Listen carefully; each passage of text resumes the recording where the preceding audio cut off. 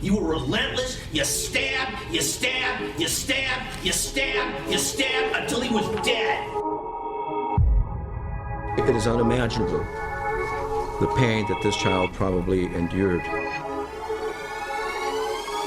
This is a choice you made, okay? The choice you made to kill your mother. The choice you're making to come up with these bizarre stories that make zero sense. The conduct was horrendous, inhumane, and nothing short of evil. If you see it, you smell it, you know it's happening, you report it. And this ends in this courtroom. That'll be all.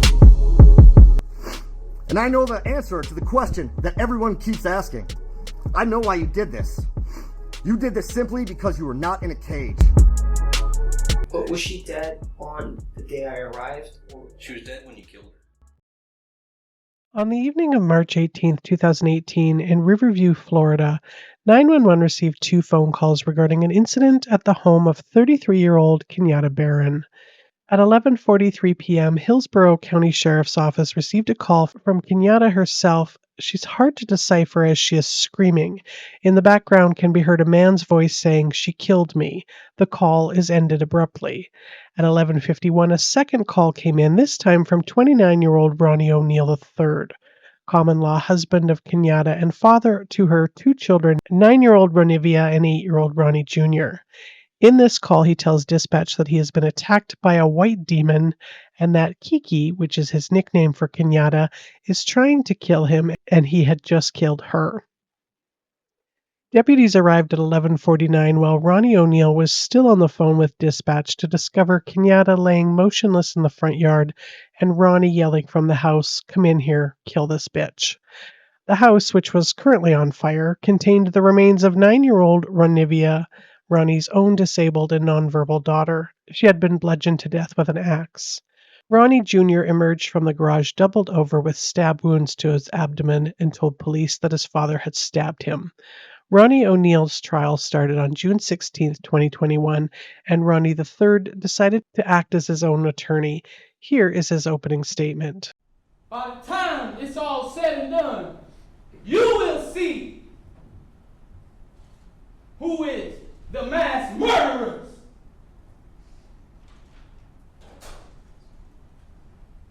In Tampa Bay.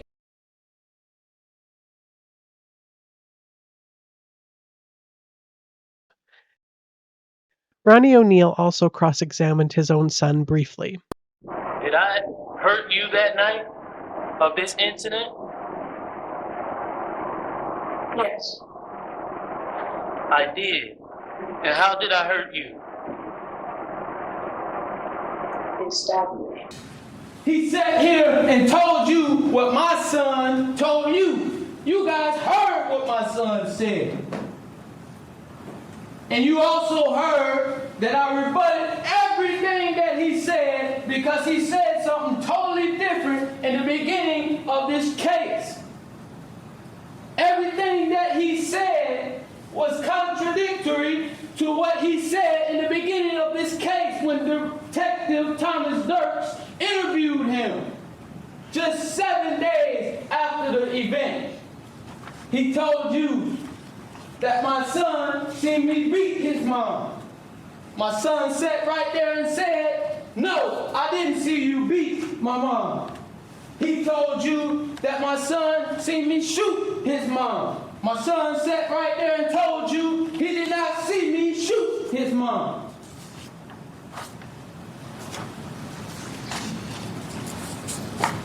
And I told you that in my opening statement. So my son verified that I was telling you the truth.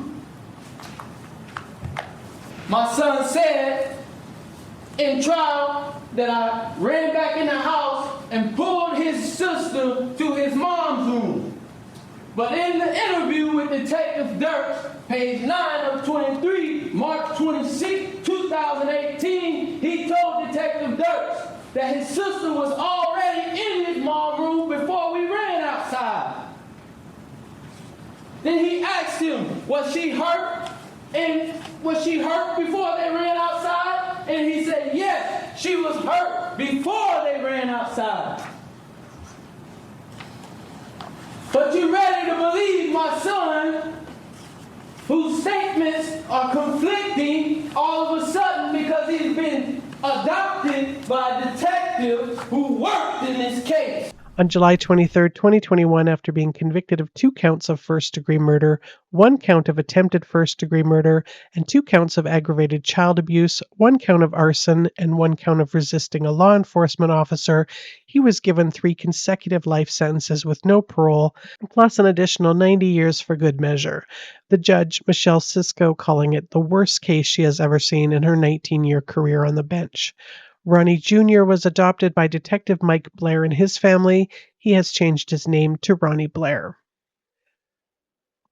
On the evening of November 21st, 2021, Waukesha, Wisconsin was holding their annual Christmas parade in the downtown area.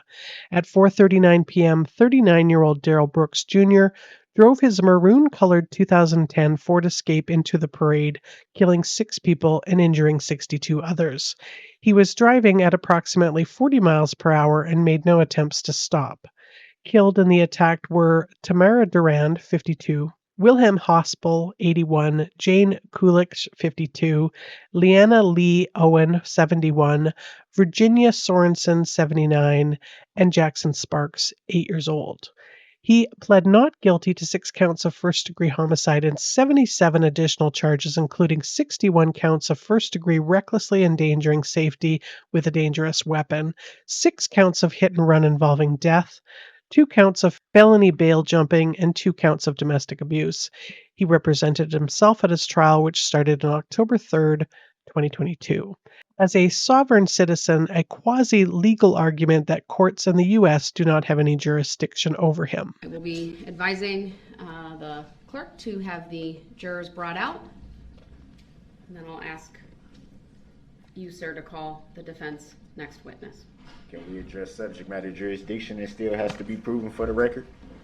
I decline to do so. Your objection is noted for Is the the record. audio on? Your objection is noted for the record. Is the audio on? Yes, it's on, sir. It's on. So we're not going to address subject matter jurisdiction that has yet to be proven for the record? For the record, I have addressed it. No, you haven't And proven it there's for a the written, record. and your objection's noted for the Have record. you proven subject matter jurisdiction for the record? Have you proven it? Has the prosecution proven it? Oh, okay.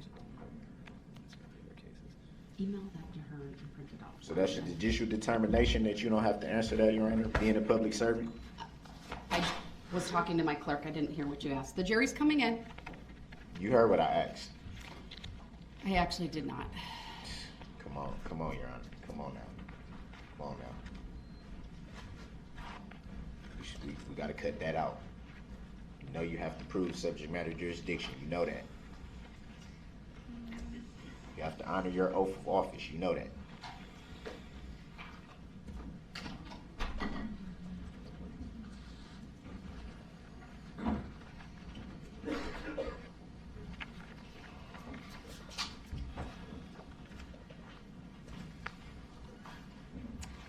Thank you, everyone. Please be seated. The defense may call its next witness, please.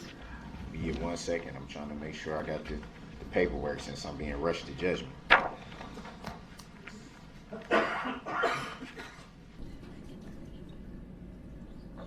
Do any of your children live with you? Objection. Grounds. Relevant. Sustained.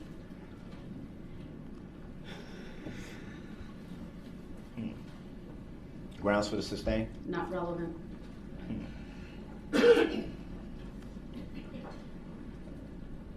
That goes to the credibility, Your Honor, so how is it not relevant? The objection has been sustained. For relevancy.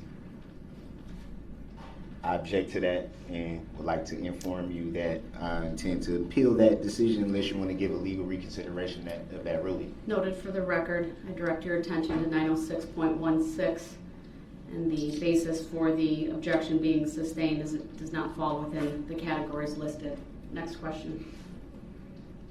Is that lawful law? Next question, please, sir. I'm getting there. This is lawful law. That Wisconsin State Statute 906.16. That doesn't answer my question, but okay. So my question would be,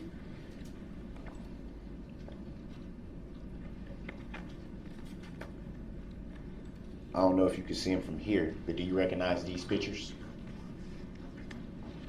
You need to show those to the state. The bailiff will take them. It's not proper procedure, sir.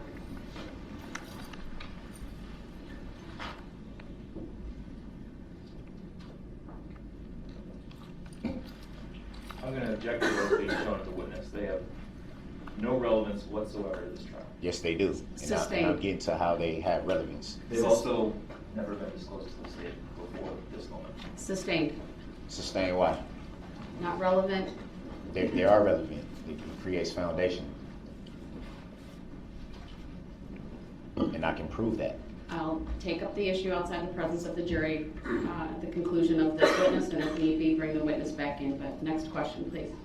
And these need to be offered into evidence as well. You stated that there's been no contact.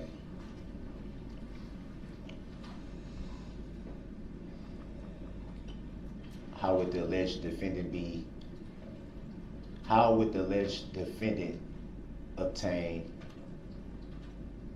photographs from you if there's been no contact? Objection. Grounds. Assumes the fact, not in evidence. Grounds. Sustained. Assumes facts not in evidence. Not relevant. How's it not relevant? Photos just don't pop up out of the blue. Mr. Brooks assumes facts not in evidence. No, And at facts. this point, I got the pictures conduct right here. after Facts. the alleged date of violation here is not relevant. Alleged violation. You're For the record. correct. After the date charged, the dates that are charged for these allegations, you are absolutely correct. Thank you.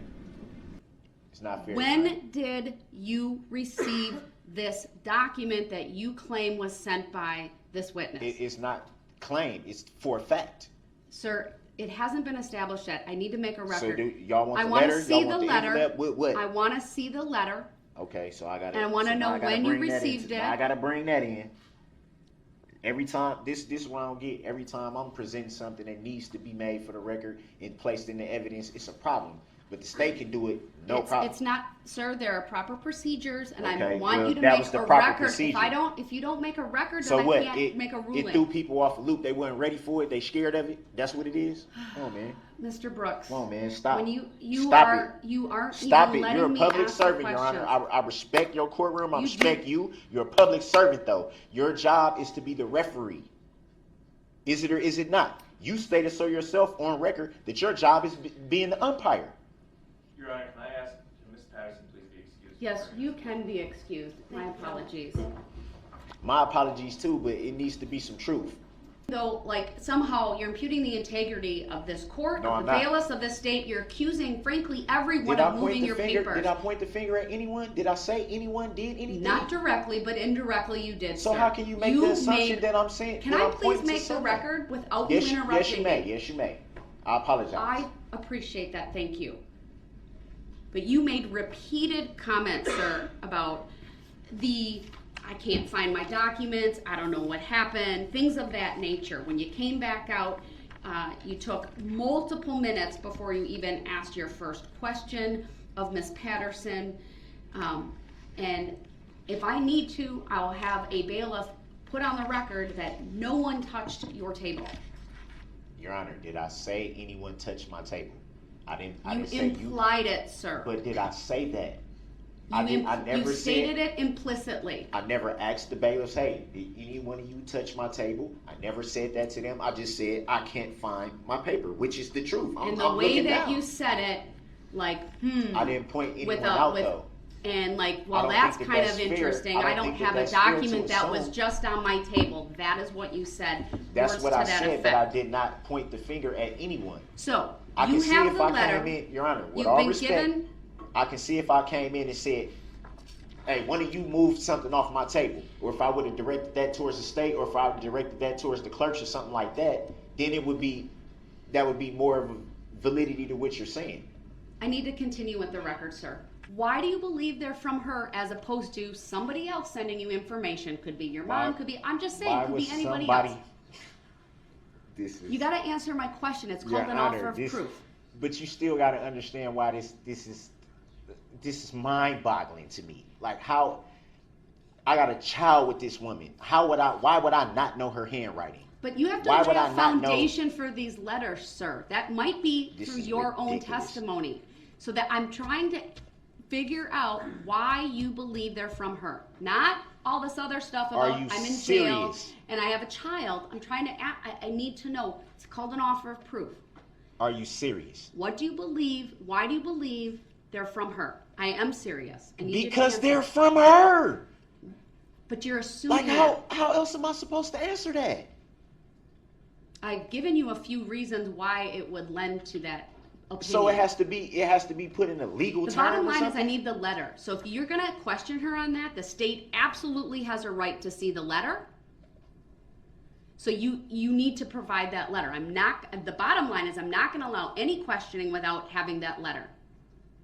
So the state has the ability to question you about that, or question this witness, and to look at the veracity of what your claims are here. So I may take an early lunch. If that's in your cell, then you can go get it and bring it. But without that letter, I'm not allowing this line of questioning. Do you have the letter with you in court? I just said no. How many times I got to say the same thing on record? You know, sometimes, sir, I don't hear what you say because you interrupt me so much or you answer quietly. And I'm taking notes and I'm focused on probably a dozen things at the same time. But if I say something under my breath, everybody seems to hear it. I think he was able to do it. I just don't think he wanted to. I just think this is all part of his charade. This referring to himself in the third person, trying to distract him or detract himself, I should say, from the events, taking absolutely no responsibility. It's the act of a narcissistic coward. Those words have been used here today, and nothing could be further from the truth. He is a coward. He ran like a scared little chicken from this parade, trying to slither away in the dark of night, but only to stop long enough and try and take advantage of good citizens that would help him. He calls and lies to his mom, right? Get me an Uber. I can't get into it. He lies to the officers repeatedly. We saw the time of his arrest. We heard the testimony from Daniel Ryder, a good man with good intentions and a good heart who took this murderer into his home and held him there long enough for the police to come and take him away without any knowledge whatsoever of what had gone on. He takes advantage of everyone. He's extremely manipulative. He absolutely thinks he's in control of everything, when in fact, as he sits here in custody, he's in control of nothing except for his own behavior. Mr. Brooks, be quiet.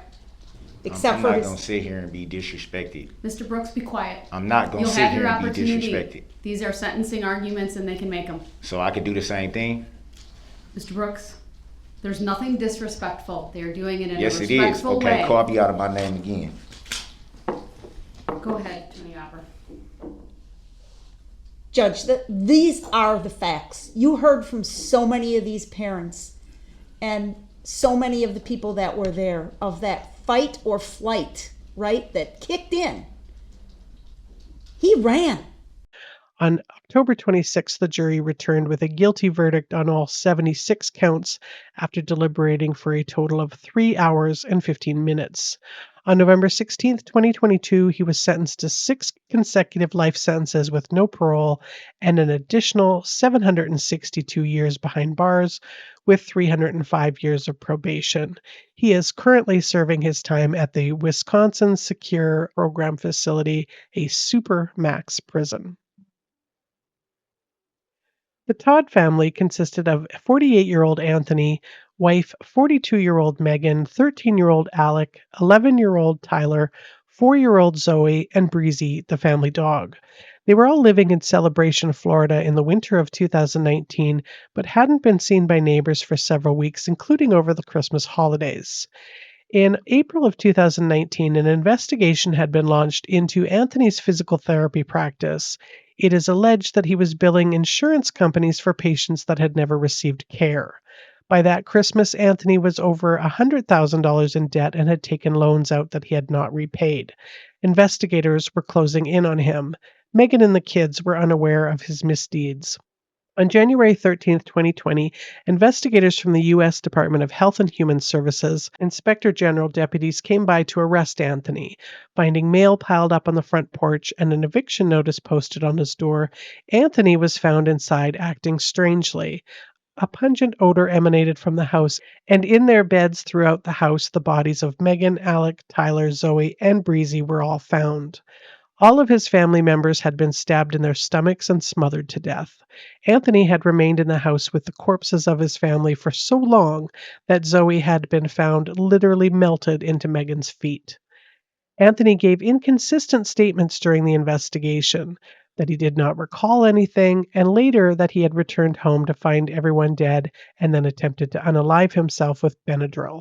At his trial, which he pled guilty in and testified on his own behalf, he blamed Megan for the murders and said that she had stabbed herself in the stomach after killing her children.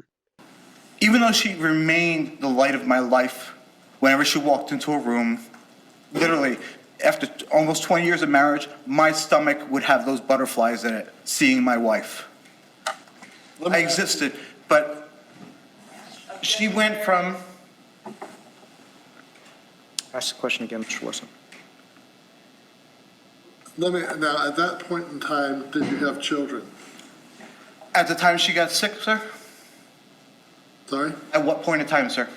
When we're talking about this period in her life, when she had gone, when she was less vibrant or less her demeanor changed. Before she got sick, we were blessed with 2 wonderful boys. Okay? She went from a mom who provided for everything,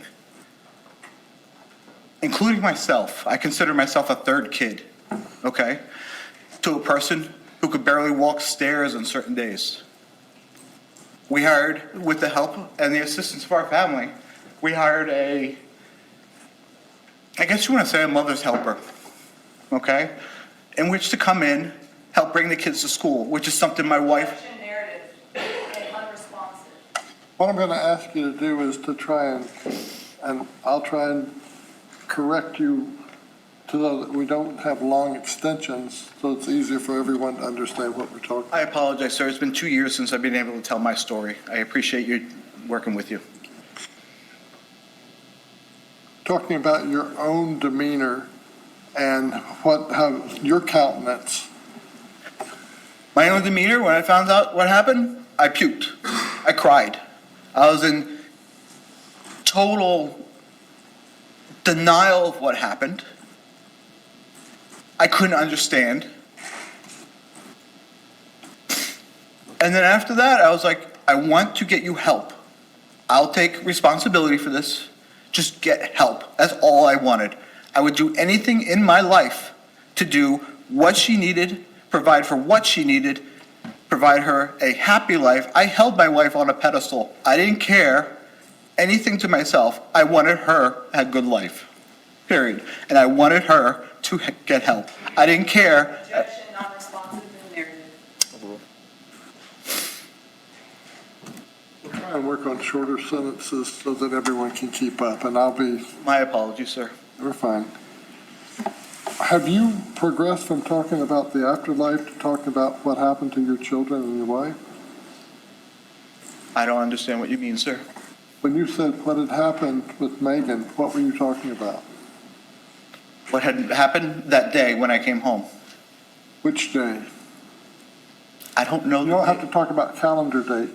What was the occurrence that made that day memorable? I came home and my kids were dead.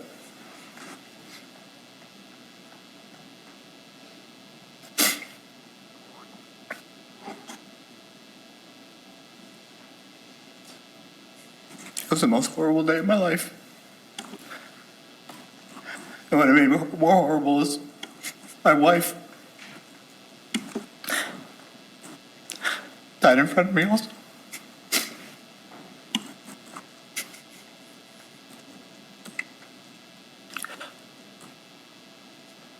Had there been a blueberry pie that was cooked in the house? According to what she told me. Objection hearsay. And Hold on just a sec, Mr. Tote. Response. Describe what you know or saw and not what you heard from another person if you can. Thank you, sir. When I came home that morning, I knew my family the night before was having dessert, and I declined it because you saw my health. I was jogging and losing weight. I came home that morning, and there was a melted purple, looked like a pudding pie. I can't really tell you exactly what it was. She told me what it was later, but it was in a graham cracker crust. And the kitchen, it was my job to clean the kitchen. But when I came home, that purple, bluish, grapish, melted pie, I guess you want to say, the pie dish was sitting there on the counter with some residue on the kids, at the kids' places on their plates.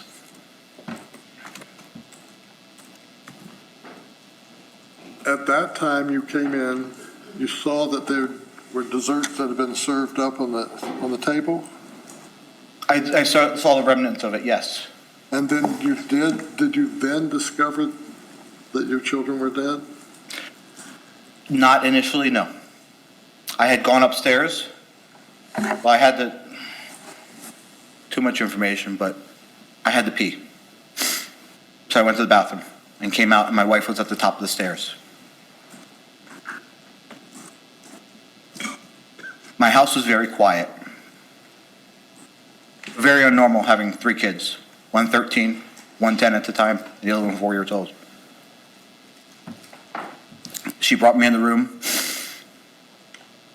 I had been feeling nauseous that morning anyways, because I had these shakes I was taking for weight loss, all that. And around the same time that she was telling me I was puking. It was then that I understood what had transpired. She had blood on her shirt. And after that, after I said a few uncolored words to her, I then discovered the kids. I went into the rooms and found them dead. You saw the video yesterday where on the 15th, Cole Miller and another investigator in a tiny room talked to you at length. Did you have an agenda for that discussion? I don't even remember that day. Last thing I remember was falling down the stairs and smacking my head on the stairs, which resulted in a fracture on my neck. Next thing I knew, I woke up here. And seeing that video yesterday, that was the first time I saw that video. I had no agenda consciously, but I can tell you, throughout my relationship with my wife, especially after she got sick, I would put myself as a forefront and take responsibility and protect my wife. You said in the statement that you stabbed the children and there was blood everywhere. Do you remember that from yesterday's video? I remember it just seeing on yesterday's video. I wasn't aware of anything I said till about June, so maybe June or July, 6 months after I got here when I got the transcript of what I said that day. Why did you say that you performed the knife, the incisions on the bellies of the children? It goes back to the aspect is I was covering for my wife.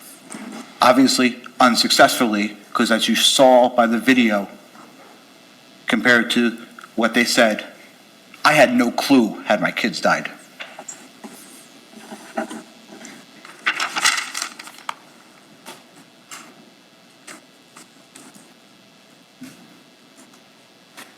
Excuse me for 1 second.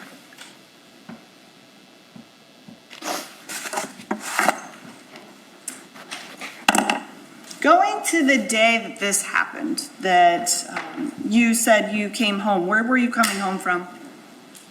I had decided with my wife's conversation the night before that I would take the opportunity to go over, do some maintenance issues of the condo, and to put together my daughter's bike. Okay, so did you leave the night before or in the morning? The night before the morning of what, ma'am? When you came home and said you found your children dead? I left the night before, after dinner. When? After dinner. What time? Ma'am, I was on vacation. I don't know the time. I can tell you it was after dinner time because we sat there and I had my shake prepared and helped leftovers. I had gone over there and realized that my kids did not put the tools in my van, so I walked back and played basketball with them for a couple hours. I'm sorry. Why did you go to Zoe's room? Because she said she said the kids were dead. And Zoe was my little angel. That's the first one I went to. So when you get into Zoe's room, what do you see? There's a pillow on her head. There's a hand. And there's covers on top of her. She's laying on her mattress on the floor. The mattress is on the floor. She's laying on her mattress. What do you do? I went over to her. I uncovered her mouth, uncovered her face with the pillow. She had told me that she had stabbed the kids. So of course I looked for blood. I looked for anything. Looked for any sign of life. There was nothing. I turned back to her and I said, I thought you stabbed her. She says, I thought I did. I didn't know. It bounced off of her. Okay. So after you discover Zoe, what do you do? I went to the bathroom and picked up a washcloth. Her mouth was open. Her eyes were open. She looked uncomfortable. It's my normal demeanor to help put my kids in rest. Don't ask me why I did it. I was trying to close her eyes. Okay, so where's Megan when you're doing Somewhere this? behind me. She was following me, talking to me. At one point, she was standing in the doorway, talking to me from the doorway to me because I was asking her. I said, I thought you stabbed the kids. Okay, so you said you had charged your phone the night before. Did you have your phone?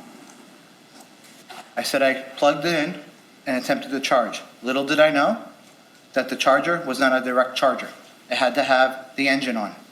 The battery never charged. And I also found out that phone wasn't an active phone. That was a phone that we used for things. So no, it was not charged and it was not a technical phone. Okay. Were there other phones in the house? There were other possessions of phones in the house, but Megan hid them and would not tell me where she hid them. So it's your testimony that you could not have called anybody. That's correct. I didn't have a phone. And it's daylight, right? Yep. Okay. Is it during the week? Is it on the weekend? It's on a day that the sun was up. I do not know the days. The only isolation of days I've been given is from a receipt that I saw up there. Okay, so my question is it during the week or during the weekend? So your answer is what? A day that sun was up. That's all I know. Okay. And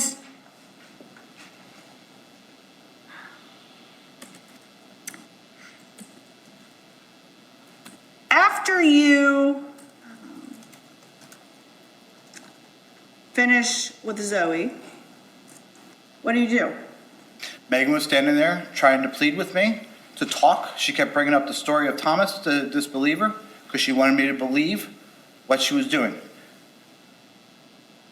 Brushed her out of the way, and I went to Alex's room. And who was in Alex's room? Alec. Where was Tyler? Tyler was found downstairs. And was Tyler in the library? Yes. So Alec, which bed was Alex? Alex was the one, when you walk into the room, you walk in from the door, you have a square bookcase headboard thing. His was the one on this wall. Tyler's was the one on that wall. Okay. And what'd you find in Tyler's room? Or Alex's room? In Alec and Tyler's room. Yeah, Alec was on his back, pillow over his head, covers over him, and there was blood. How much blood? Enough that I noticed, I can't really tell you, because I pulled back the blankets, the shirt had some blood on it, and there was blood on the abdomen. Was there blood on the blankets? Didn't inspect it. My goal was to see if they were alive, and my goal was to see what the hell happened. Okay. My language. So after you see Alec, do you go downstairs to Tyler? No, I actually do the same thing with the washcloth. His eyes were open, and his mouth was gently slack, looked uncomfortable. Normal father thing is to relax their head and relax, and I was just providing them comfort. Okay. So after you do this with Alec, where do you go? Tyler. Okay. I confirmed with Megan that Tyler was downstairs. Once again, brushed her aside as she's trying to convince me to see things in her light. I told her to leave me the hell alone, and I went down the stairs. Okay. Do you immediately go into the library? I opened the door to go into the library, yes. So the library door was closed? That I found out when I went downstairs, yes. So there's a couch in the library, right? Yeah, among shelves and a carpet and some toys, yes. I'm just talking about the couch. Is that couch a pull-out couch? Yes, it is. So when you go in there, is the couch pulled out? He's sleeping on the bed at a pull-out couch, yes. And what do you find with Tyler? Tyler's on his back, hand out to the side, blankets over him, pillow over his face, and when I remove the blankets, there's blood there. Okay. And do you do the same thing with the washcloth with Tyler? Unfortunately, I didn't go to the bathroom to what's it called, refresh it. It was just on me. Okay. And where's Megan? She's, at that point, standing at the library door, pleading with me to talk. At that point, did Megan have anything? She has some kind of, we have metal glasses, cups. She had that and she was drinking something. When this is all happening and after you finish with Tyler, where do you go? Megan at that point had gone up to the bedroom already, and I went up there and told her she needed to get help. I don't care what happened. I don't care what she did. Get help. I will take responsibility. I will do whatever it needs. Please go to the hospital. Tell me where the phones are, because I'd asked her for the phones were initially, and she goes, I'm not telling you. Okay. And this conversation is happening where in the master bedroom? In the master bedroom, okay. And where is Megan at when you're having this conversation? Fluid throughout the bedroom and the bathroom, going back and forth. At one point, I went into the bathroom because there was a Benadryl bottle on the floor. And I went into the bathroom and found a garbage bag in which I threw the Benadryl away as I'm looking for the phones. Okay. And is Megan just kind of walking around? Is she following you? What is she doing? At that point, she's standing at the side of the, when I left her to go throw the Benadryl bottle away and look for phones, she was standing at the side of the bed. On which side? On her side. On her side of the bed. So that would be the right side, right? If you're looking from the foot of the bed, that is correct. Okay. And does she still have this cup in her hand? The cup is being up to herself, back down. When I left, the cup was still in her hand. Okay. Where did you go? Into the bathroom. So you're in the bathroom. Mm-hmm. Are you at the vanity? Are you in the little stall where the toilet is? Are you in the closet? Where in the bathroom are you? I'm bouncing around all the place, in the closet and around looking for the phones. Okay, so you're looking for the phones. You're not using the bathroom. At that point, no. Okay. And Megan is within the master bedroom, master bathroom. No, she's in the master bedroom. She's in the master bedroom. Mm-hmm. So when you're standing in your master bathroom, can you see in the bedroom? I can see partial in the bedroom. Okay. What part of the bedroom can you see if you're in the bathroom? As shown on the photos, if I may reference that. Yeah. I could see the green chair and the, what are they called? My mom used to call it a hope chest, but we had The chest at the foot of the bed? Yes. Okay. So you can see that view from the bathroom. Is Megan within your view? No, she's standing by her end table. When I left her, she's standing by the end table on her side of the bed. Okay.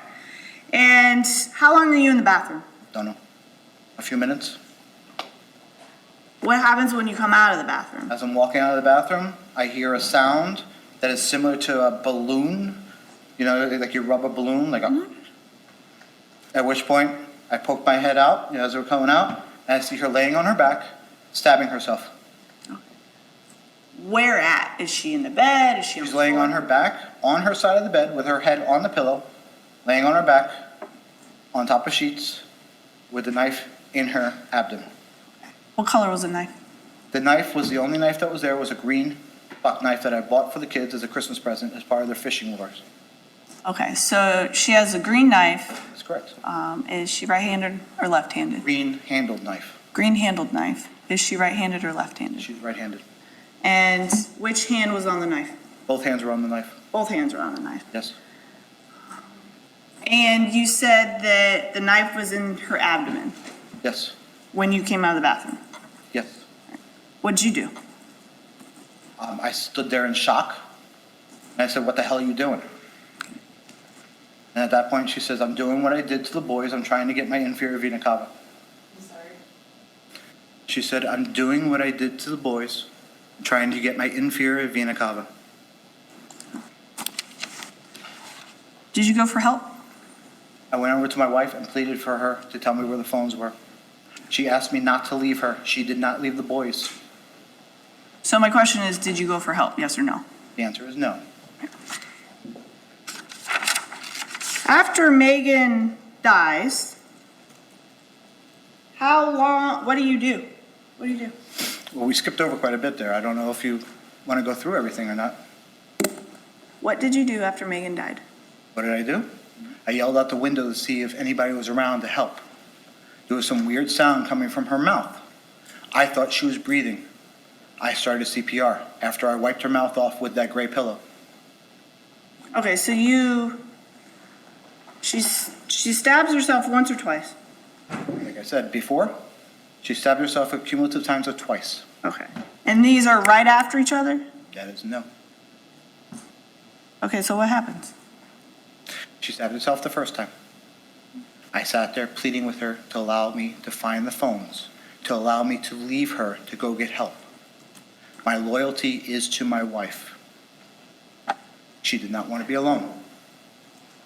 I thought if I stood there, she said she was going through the inferior vena cava. I have medical experience to know that one of those major arteries will bleed out quickly. In the area of the house, we liked the house rental because there was no one around. Neighbors weren't there. Most of the neighbors around us were snowbirds. If I left her, I thought she was going to die. I thought in my decision-making, the best chance was for her to tell me where the phones were. At one point, I hate to say I annoyed her. I was trying to convince her, trying to talk in her language, saying, obviously the universe doesn't want you to go. She says, I want to be with my kids. I need to be with my kids. So I leave. Objection, non-responsive. What do you do after Megan dies? Like I said, I yell out the front window of our bedroom for anybody. Help, 202, please. I don't know where the phones are. I hear some kind of weird breathing, some kind of weird air exchange, something. No heartbeat. They never went over that in CPR class. But you know what? I was trying anything. So I started CPR chest compressions. And when I didn't see her breathing, I would do mouth compressions. I didn't care about the blood. I didn't care about all that. What do you do after this? At what point are you referencing? What do you do the rest of the day? It's the morning. What do you do the rest of the day? I literally broke down there and cried. Don't ask me how long, because I have no idea how long. I was in a state of confusion. I was in a state of whatever. I couldn't help my wife pass. I felt a failure. I wasn't there the night my kids were died. I felt a failure. I decided that I wanted to be with my family, that I wanted to die, that I deserved to die. I condemned myself to death. I was ashamed. What did you do? I sat there and cried for a while. At some point that I realized now, after seeing the receipt up there, I decided I was going to go and get a gun. At some point, as the receipt said, on 12/18, I went and purchased that first pellet gun. After I inquired of purchasing a gun to find out that there's a 3-day rule in Florida. I've never purchased a gun before. I purchased that gun, which was a pellet gun, that I was planning to give my kids, my boys, a Christmas present with. I left and came back. What kind of gun were you trying to buy? Any gun they would sell me. The multiple times that you spoke to detectives, that you told detectives that you went into Zoe's room, you gathered the courage, and you rolled over on top of your daughter until she suffocated. Isn't that what you told law enforcement? Is this a yes or no question, or do you want the answer? Yes or no question. That is what the video, yes, showed you. And your testimony here today is that Megan did it. Megan killed Zoe. And you told the detectives multiple times that after Zoe, you went to Alec's room, and Alec was your oldest son, correct? That's correct. And Alec was 13 years old, and he was the strongest, right? That is incorrect, ma'am. Who is the strongest? Tyler is downstairs. Okay, so you go to Alec's room next because Alec's upstairs. That's correct. Right?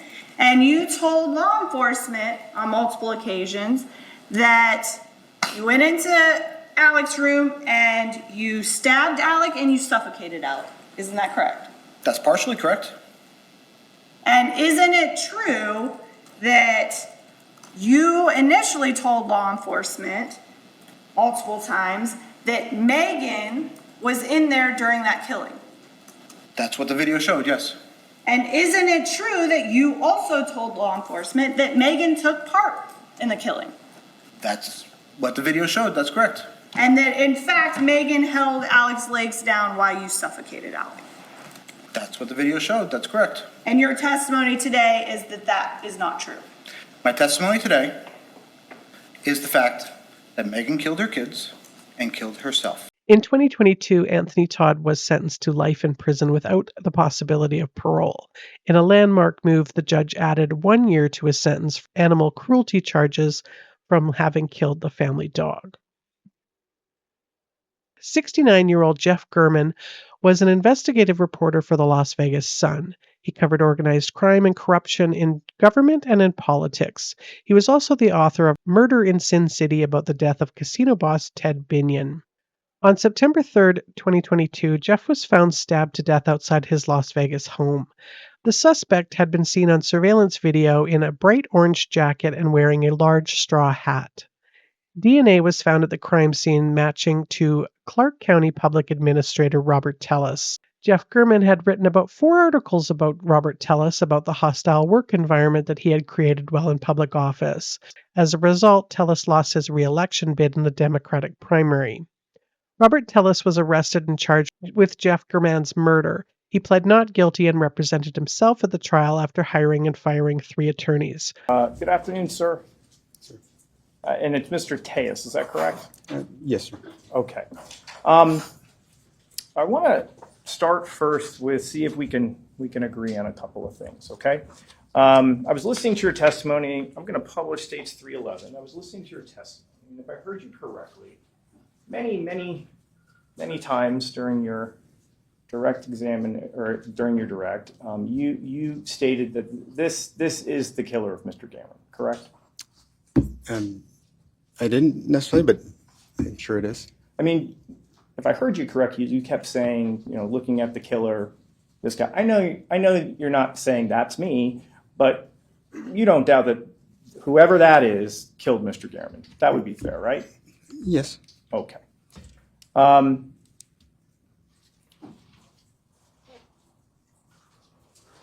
You had mentioned one of the things that struck you was you watched the autopsy, or you saw the autopsy photos, and you were struck by the violence of it, correct? No, sir. No, you did not? Were you bothered by the photographs? I was. Why is that? Gruesome. I'm not used to seeing dead people. Okay. I think you said it was ugly. Is that correct? I may have. All right. And you had told this jury that you felt like it looked like someone who knew what they were doing. Is that right? Yes, sir. You believe this was a professional hit? And that's what I believe. Okay.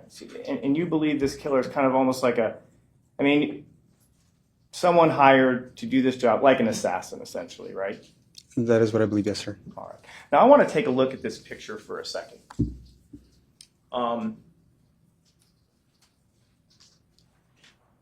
The assassin seems to be wearing a giant sun hat. It's a pretty big hat, right? Yes, sir.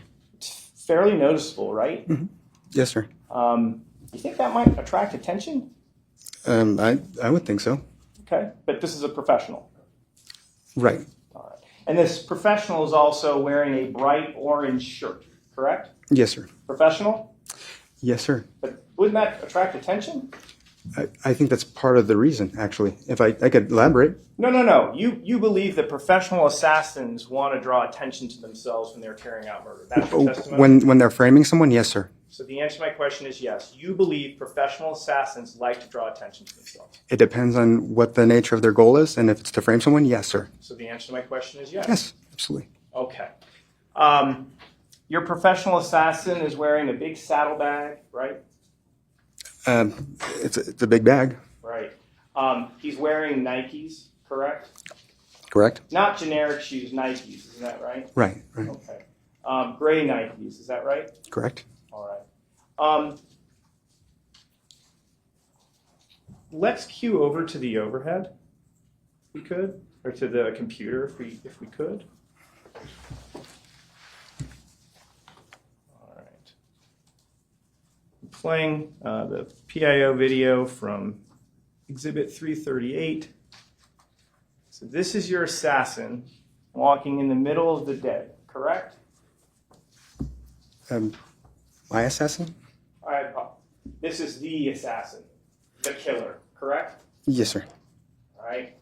Seems to have a little bit of a hitch in his getup. Yes. I don't know. I guess it's an opinion. And you don't disagree that's from, you've seen all the footage, that's the killer's car, right? Yes, sir. It's a maroon Denali, am I right? Yes, sir. You own a maroon Denali, isn't that correct? I do, sir. Yes, sir. Let me at least let's look at it for a second. So there's no doubt that the killer took a maroon Yukon Denali to Gehrman's house to perform, as you have explained to us, to be some sort of professional hit. Yes, sir. Okay. So I'd like to publish the PowerPoint, if we could.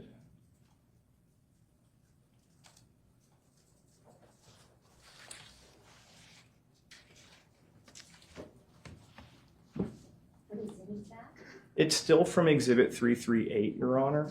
But it is the PowerPoint video. I want to turn our attention to slide number 72. This is after Mr. Gehrman has been killed, but if we watch this footage, isn't it true that we see the killer come back to the scene?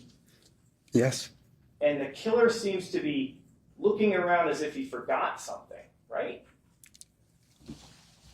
I've watched the video. I don't know what he's doing. We don't know. Right. But we know a professional killer killed someone in broad daylight, made it a point to park on a completely different street, but then for some reason decided, oops, I forgot something, and drove all the way back. My belief is that he wanted to make sure to commit the crime, and then when he was done, he wanted to make sure the SUV was seen in front of the house. So let me get this straight. We've watched the footage, right, Mr. Tellis? Yes, sir. Isn't it true that the Yukon parks on Wintergreen initially? I'm sorry, I wasn't paying attention to the streets, but I mean, if you say so, yes. We'll put it to you this way. He didn't park on Bronze Circle, did he? Not initially, no. And by your logic, if the killer wanted to be seen, shouldn't he have just parked on Bronze Circle originally?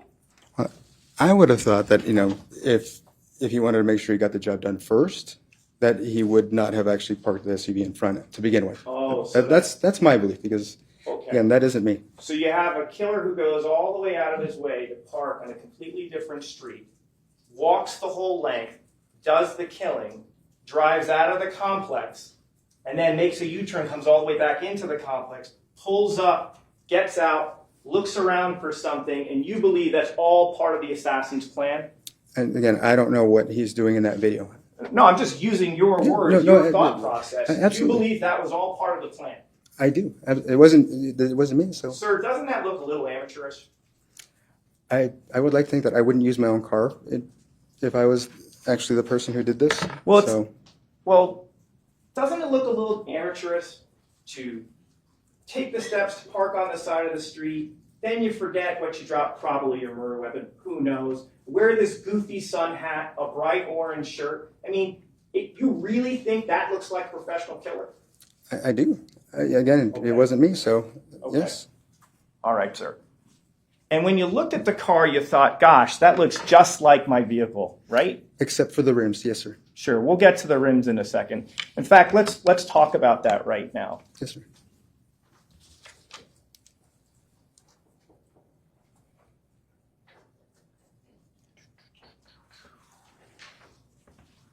Let's go to slide 41.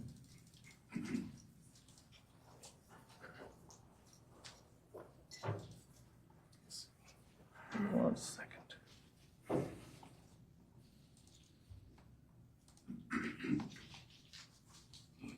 Slide 40. All right. So, you see that picture right here of the rims? Yes, sir. All right. Sir, do you see, if we're talking like clock positions, 12 o'clock, 1 o'clock, you know what I'm talking about if I'm referring to that? 12 o'clock is north? Yes. So 12 o'clock is Or totally up? to the top, and then you've got 6 o'clock is to the bottom. Is that correct? Yes, sir. So look at this bottom right-hand picture. Isn't it true that when you look at the front wheel, the spokes on this wheel are not all the same size, correct?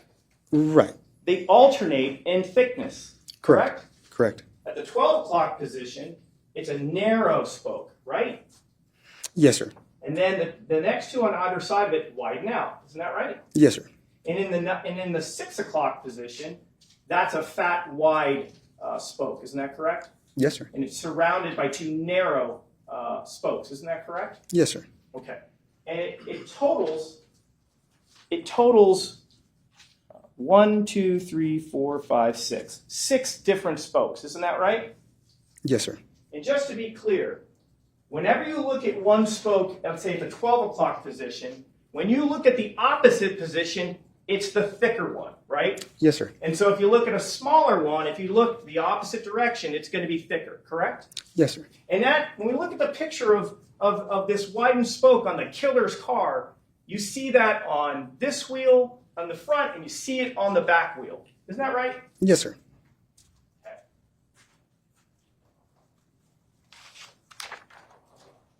Publishing 322.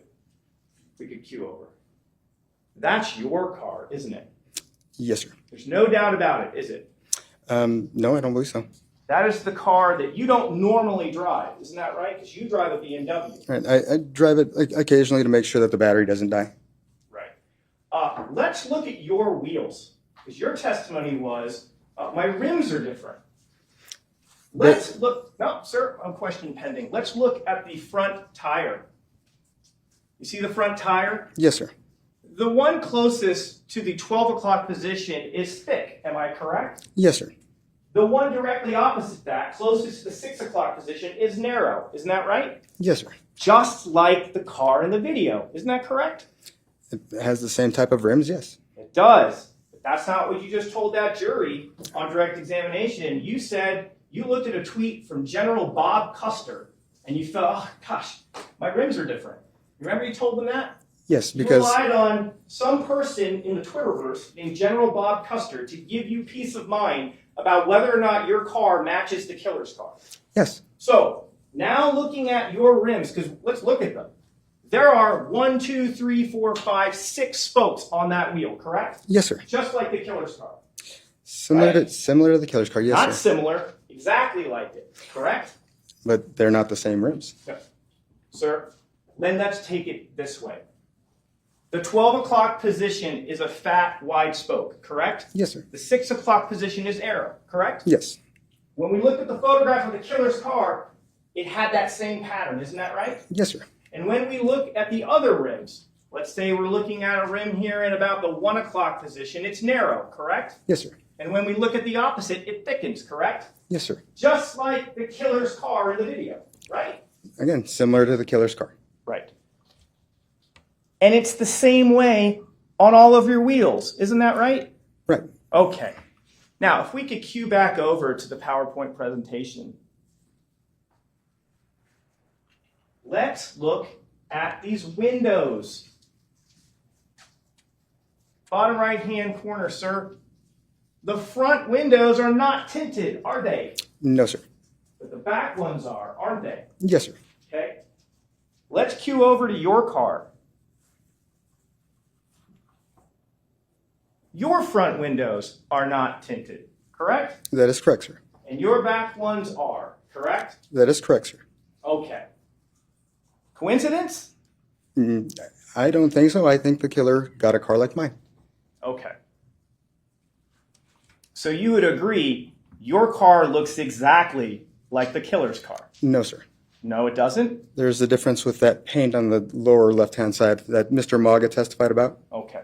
Let's talk about other similarities. We've seen footage from the video with the visor down, right? Yes, sir. I mean, I could pull up the slide, but we don't need to because you remember seeing it on the survey, on the videos, right, from the Right. PowerPoint? Absolutely, sir. Okay, publishing 317. And look at that. Your visor's down, correct? Yes, sir. Okay. You're suggesting that your professional hitman in the funny hat knew about your visor as well? I'm saying that Mr. Mogg pulled my visor down. Ah, but you didn't see that, did you, sir? I didn't see him do it, but Right. You didn't see it with your own 2 eyes, correct? that is correct. You're just telling it out of whole cloth, correct? You're speculating. Isn't that right? I'm speculating just to the extent of who exactly did it, but sure. Right. You don't even know who it was, correct? It could have been another officer, yes. Okay. So now it's not just Officer Mogg that's part of this conspiracy. There's other officers too. How many officers were part of this conspiracy? I don't know. Well, please tell me. How many do you think are involved? I couldn't tell you, sir. So you have no idea, but you think it might be Mogg and another officer, but you just can't come up with a number, Well, correct? Mr. Mogg actually made some false representations about what happened. So yes, Okay. I mean, so Sir, I isn't don't know it- what his motivation would be otherwise. Sir, isn't it possible that in your rush to drive back home, you just didn't even realize that the down visor might even be something of significance? Isn't that possible? No, sir. No. So you believe that it must have been the police, but you never witnessed anything like that happen. I just Correct? know that I did not commit the murder, so that could not have been Okay. my I car or my understand you're visor. not taking responsibility, sir, but just to get back to my question, you never saw anyone manipulate your car, correct? I never saw anyone firsthand. No, Thank you. But the visor is down, just like the killer. and Correct. anyone could have removed it at any point in time, The sir. answer to my question is yes. The visor is down, just like the killer's Yukon, correct? Anyone could have moved it at any point. So the answer to my question is yes. At The what- visor is down, just like the killer's car.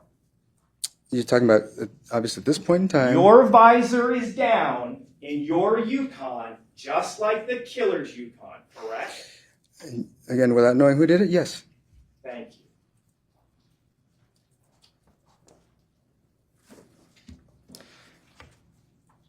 You were here yesterday and you talked for approximately 2 hours. You remember that? Yes, sir. And then you came here this morning and you talked for another hour or so, correct? Yes, sir. There's one thing I didn't hear you mention. The DNA. I'd like to talk about that with you. You're not disputing that your DNA is underneath Mr. Gehrman's fingernails, are you? Yes, I am. Okay. But you've heard the testimony. It's there, correct? I don't know if it was there or at what point it might have gotten there, sir. Okay. I'm not asking you how it got there. Are you really denying that your DNA is underneath the fingernails? Without knowing the truth, yes, I am. Okay, well, you've heard witnesses testify. Right. So the DNA lab's in on it too? I don't know. I don't know at what point. I don't know what point this sample was collected. Sir, please tell this jury, how in the world does your DNA get underneath Mr. Gehrman's fingernails? I don't know because I did not kill Mr. Gehrman. You have no idea how it could have gotten underneath your fingernails, correct? Under my fingernails? I'm sorry, under his fingernails, correct? I don't know that it ever was, sir. All right. Let's do it another way. You and Mr. Gehrman are not friends, are you? No. Okay, you don't hang out with him ever? Sir, I did not ever hang out with Mr. Gehrman when he was The answer alive. to my question is yes. You didn't hang out with him ever, correct? I did not. He's never invited you over to his house. No, sir. You've never hung out, had drinks at a bar, correct? No, sir.